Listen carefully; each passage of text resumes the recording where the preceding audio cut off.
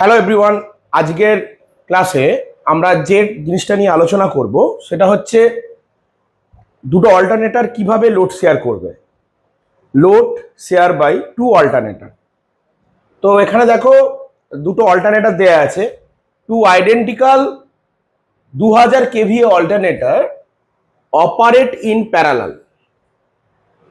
The governor of the first machine is such that frequency drop uniformly from 50 Hz to 48 Hz on full load. Corresponding uniform frequency drop of the second machine 50 Hz to 47.5 Hz.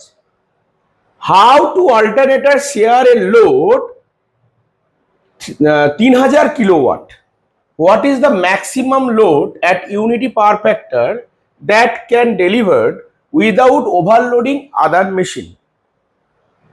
তো এই টাইপের অঙ্ক করতে গেলে যে প্রসেসটা আমাদের করতে হয় সেটাই আমি এখানে দেখাবো। তো ফার্স্ট অফ অল দেখা গেছে যে দুটো অল্টারনেটর আছে যাদের রেটিং দেয়া আছে 2000 কেভিএ। তাহলে রেটিং অফ টু অল্টারনেটর কত দেয়া আছে? রেটিং অফ টু অল্টারনেটর দেয়া আছে 2000 কেভিএ। এখন আমরা যদি পাওয়ার ফ্যাক্টরকে 1 ধরে নিই, for unity power factor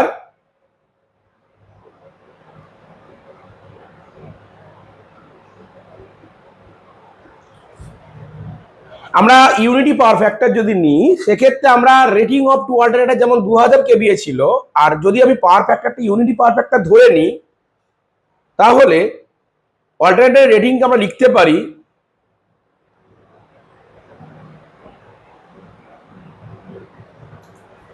2000 kilowatt. তার কারণ kilowatt equal to KVA into power factor, আর 2000 কিলোওয়াটকে আমরা বলতে পারি 2 মেগাওয়াট। তার মানে যে দুটো অল্টারনেটর আছে তাদের রেটিংটাকে আমরা 2000 কেভিএ থেকে 2 মেগাওয়াটে করে নিলাম। এবার বলেছে যে তারা 3000 কিলোওয়াট লোডকে শেয়ার করবে। তাহলে আমরা ধরে নিতে পারি, assume load share by first alternator is equal to P1 megawatt and second alternator is equal to P2 megawatt। আমরা ধরলাম যে তারা যে লোড শেয়ার করবে, ফার্স্ট অল্টারনেটর করবে P1 মেগাওয়াট আর সেকেন্ড অল্টারনেটর যে লোডটা শেয়ার করবে সেটা P2 মেগাওয়াট। আর এখানে টোটাল লোড দেয়া আছে 3000 কিলোওয়াট। তাহলে আমরা বলতে পারি অতএব P1 plus P2 equal to 3000 kilowatt, আর কিলোওয়াটকে আমরা চাইলেই মেগাওয়াট করে নিতে পারি। তাহলে P1 P2 ইকুয়াল টু 3, যদি আমরা এটাকে মেগাওয়াটের রেসপেক্টে ভাবি। ঠিক আছে, এটা ছিল কিলোওয়াটে আর এটা হয়ে যাবে মেগাওয়াটে। এবার দেখো ফার্স্ট যে মেশিনটা ছিল সেই মেশিনটার ফ্রিকোয়েন্সি 50 হার্জ থেকে 48 হার্জ হয়েছে, আর সেকেন্ড যে মেশিনটা ছিল তার ফ্রিকোয়েন্সি 50 থেকে 47.5 হার্জ হয়েছে। নো লোড থেকে ফুল লোডে ফ্রিকোয়েন্সি চেঞ্জ সেটা 50 থেকে 48 হয়েছে, আর এক্ষেত্রে 50 থেকে 47.5 হার্জ হয়েছে। তো এরকম টাইপের অঙ্ক থাকলে আমি দুটো পার্ট করে নেবো। এখন লিখবো ফর মেশিন 1, আর একটা জায়গায় লিখবো ফর মেশিন 2। তো মেশিন 1 এর ফ্রিকোয়েন্সি ড্রপ কত হয়েছে? তাহলে frequency drop machine 1 from no load to full load per megawatt equal to কত? Frequency drop machine 1 from no load to full load per megawatt. Per megawatt কেন? কারণ একটা machine ছিল যে মেশিনটার 2000 কেভিএ হচ্ছে তার রেটিং, যাকে আমরা 2 মেগাওয়াট বলেছি। তাহলে frequency machine 1 from no load to full load, sorry, frequency drop machine 1 from no load to full load per megawatt কত হবে? তো ফ্রিকোয়েন্সি ড্রপ কত হয়েছে? 50 থেকে 48 হয়েছে। তাহলে 50 মাইনাস 48 ডিভাইড বাই, আর এই মেশিনটার রেটিং কত? রেটিং কত? 2 মেগাওয়াট। তার মানে আমরা পাবো 2/2 হার্জ পার মেগাওয়াট, মানে 1 হার্জ পার মেগাওয়াট। মানে একটা মেশিন যখন ফুল লোডে কাজ করবে সেই মেশিনটার যে ফ্রিকোয়েন্সি ড্রপ হয়েছে সেটা হচ্ছে 1 হার্জ পার মেগাওয়াট, মানে 1 মেগাওয়াটে 1 হার্জ ফ্রিকোয়েন্সি ড্রপ হয়। এবার দেখতে হবে মেশিনটা যখন লোড শেয়ার করছে তখন কতটা লোড নিচ্ছে? P1 megawatt. তাহলে আমরা বলতে পারি frequency drop for P1 megawatt কত হবে? তাহলে frequency drop for P1 megawatt, 1 মেগাওয়াটে 1 hertz, তাহলে P1 মেগাওয়াটে কত হবে? P1 ইন্টু 1 হার্জ, এত ফ্রিকোয়েন্সি ড্রপ হবে। 1 মেগাওয়াটে যদি 1 হার্জ ফ্রিকোয়েন্সি ড্রপ হয় তাহলে P1 মেগাওয়াটে কতটা ড্রপ হবে? P1 ইন্টু 1 হার্জ, মানে আমরা বলতে পারি P1 হার্জ। মানে আমি যদি তোমাকে একটা ছবি দেখাই যে ধরো এটা তোমার লোড মেগাওয়াটে, এটা তোমার ফ্রিকোয়েন্সি এফ। এই জায়গাটা যখন ফ্রিকোয়েন্সি 0 ছিল, সরি, যখন লোডটা 0 ছিল তখন ফ্রিকোয়েন্সিটা ছিল নো লোড ফ্রিকোয়েন্সি। আর যখন মেগাওয়াটটা বাড়লো তখন ধরো তোমার এই যে ফ্রিকোয়েন্সিটা এটা হচ্ছে ফুল লোড ফ্রিকোয়েন্সি। তাহলে নো লোড থেকে ফুল লোড ফ্রিকোয়েন্সি হওয়ার জন্য কি বেড়েছে? এখানে মেগাওয়াটটা বেড়েছে, তাই ফ্রিকোয়েন্সিটা ড্রপ করেছে। এবার ধরো এই মেশিনটা এরাম কোনো লোডকে কাজ করছে, এরাম জাতীয় কোনো লোডকে, ধরো এই মেশিনটা যে লোডটা শেয়ার করছে সেটা ধরো P1 লোডকে শেয়ার করছে। তাহলে P1 লোডের জন্য এই জায়গাটা ফ্রিকোয়েন্সি পাওয়া যাবে। তার মানে ভালো করে বোঝো, যখন মেশিনটার নো লোড ফ্রিকোয়েন্সি ছিল এই জায়গাটায়, যখন সে ফুল লোডে কাজ করলো তার ফ্রিকোয়েন্সি হলো এই জায়গাটায়, তাহলে যখন সে P1 লোডে কাজ করবে তখন নো লোড আর ফুল লোডের মাঝে কোনো না কোনো জায়গায় ফ্রিকোয়েন্সিটা সেট হবে, তাকে বলা হয় অপারেটিং ফ্রিকোয়েন্সি। তাহলে আমরা বলতে পারি অতএব operating frequency is equal to, শুরুতে কত ফ্রিকোয়েন্সি ছিল? 50 হার্টজ, 50 হার্টজ ছিল। আর P1 মেগাওয়াট লোডের জন্য কতটা ফ্রিকোয়েন্সি ড্রপ হয়েছে? P1। তাহলে আমরা বলতে পারি operating frequency equal to 50 minus P1। এই অপারেটিং ফ্রিকোয়েন্সিকে আমরা নাম দিলাম F0। একইভাবে যখন মেশিন 2টা করব তাহলে ফ্রিকোয়েন্সি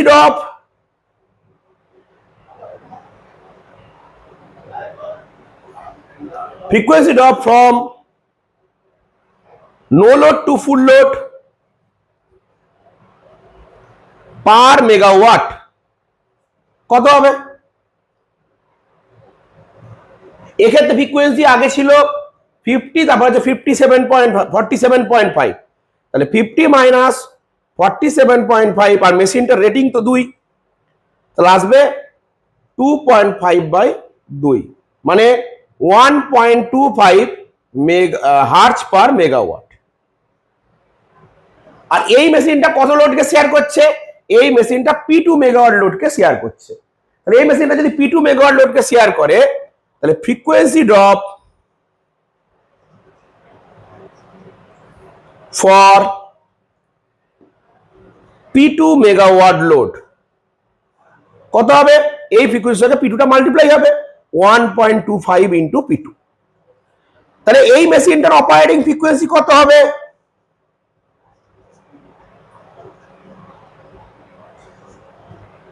F0 সমান 50 ছিল no load frequency minus 1.25 P2, এটা হার্জ হবে, এখান থেকে এটা হলো অপারেটিং ফ্রিকোয়েন্সি। আর আমরা এটুকু জানি আমরা যে দুটো মেশিন যখন প্যারালালি অপারেট করে তখন তাদের অপারেটিং ফ্রিকোয়েন্সি কিন্তু সেম হতে হবে। This is the condition of parallel operation. সেই কারণে আমরা বলতে পারি এই যে মেশিন 1 এর যে অপারেটিং ফ্রিকোয়েন্সি আর মেশিন 2 এর যে অপারেটিং ফ্রিকোয়েন্সি এই দুটো কিন্তু সেম হবে।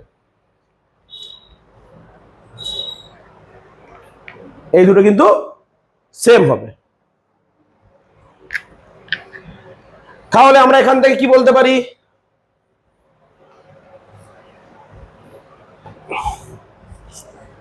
তাহলে আমরা বলতে পারি অতএব 50 minus P1 equal to 50 minus 1.25 P2। 50 cancel out হয়ে যাবে, তো আমরা এখান থেকে পাবো P1 ইকুয়াল টু 1.25 P2। আর এবার আমরা প্রথমে লিখেছিলাম P1 plus P2 equal two 3 megawatt. P1 plus P2 equal two যদি 3 মেগাওয়াট হয় তাহলে P1 এর জায়গায় যদি আমি 1.25 বসাই তাহলে আমরা পাবো 2.25 P2 ইকুয়াল টু 3। তাহলে এখান থেকে P2 ইকুয়াল টু পাবো 3/2.25, মানে 3 ডিভাইড বাই 2.25 করলে 1.333 মেগাওয়াট। তাহলে মেশিন 2 যে পরিমাণ লোডটা শেয়ার করবে সেটা হচ্ছে 1.333 মেগাওয়াট। আর একইভাবে যদি আমি মেশিন 1 এ দেখি, যেহেতু P1 plus P2 equal two হচ্ছে টোটালটা হচ্ছে 3, P2 জানি, তাহলে P1 ইকুয়াল টু কত হবে? 3 মাইনাস P2 ইকুয়াল টু কত হবে? 1.333 মাইনাস 3 মাইনাস 1.333। এটাকে বিয়োগ করলে আমরা পাবো 1.667 মেগাওয়াট। এটা পাবো। তাহলে মেগাওয়াটকে চাইলে তোমরা কিলোওয়াট করে নিতে পারো, তাহলে 1333 কিলোওয়াট, আর এটা হবে 16667 কিলোওয়াট। তাহলে 3000 কিলোওয়াটের মধ্যে মেশিন 2 যে লোডটা শেয়ার করবে সেটা হচ্ছে এই কিলোওয়াট, আর মেশিন 1 যে লোডটা শেয়ার করবে এই কিলোওয়াট। এবার অঙ্কটায় বলেছিল যে কিভাবে তারা ম্যাক্সিমাম লোড শেয়ার করবে উইদাউট ওভারলোডিং। উইদাউট ওভারলোডিং দুটো মেশিন ম্যাক্সিমাম কতটা লোডকে শেয়ার করতে পারবে। দেখো এখানে আমি একটা জিনিস পেয়েছি যে P1 ইকুয়াল টু 1.25 P2। তার মানে এ থেকে আমরা শিওর কনফার্ম হয়ে যাচ্ছি যে P1 মানে মেশিন 1টা মেশিন 2 এর থেকে বেশি। দেখো P1 এর মান P2 থেকে বেশি। আবার যদি দেখো যে মেশিন 1 এর ফ্রিকোয়েন্সি ড্রপ কিন্তু 2 কিলোহার্টজ আর মেশিন 2 এর ফ্রিকোয়েন্সি ড্রপ কিন্তু 2.5 কিলোহার্টজ।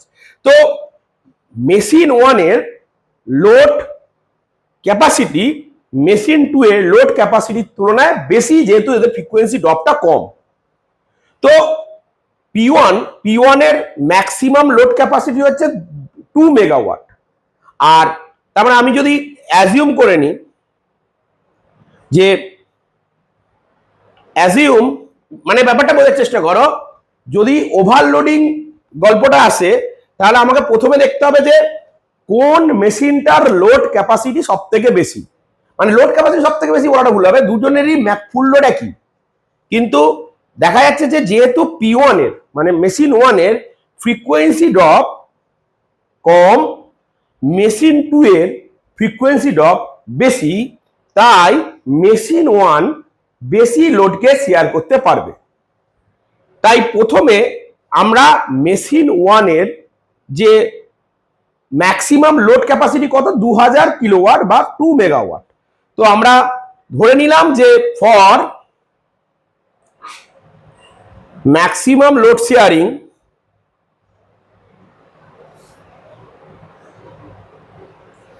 যে P1 মানে যেটা মেশিন 1 সেটা তার ম্যাক্সিমাম লোডকেই শেয়ার করলো, মানে ম্যাক্সিমাম ক্যাপাসিটিকেই শেয়ার করলো, P1 ইকুয়াল টু 2 মেগাওয়াট।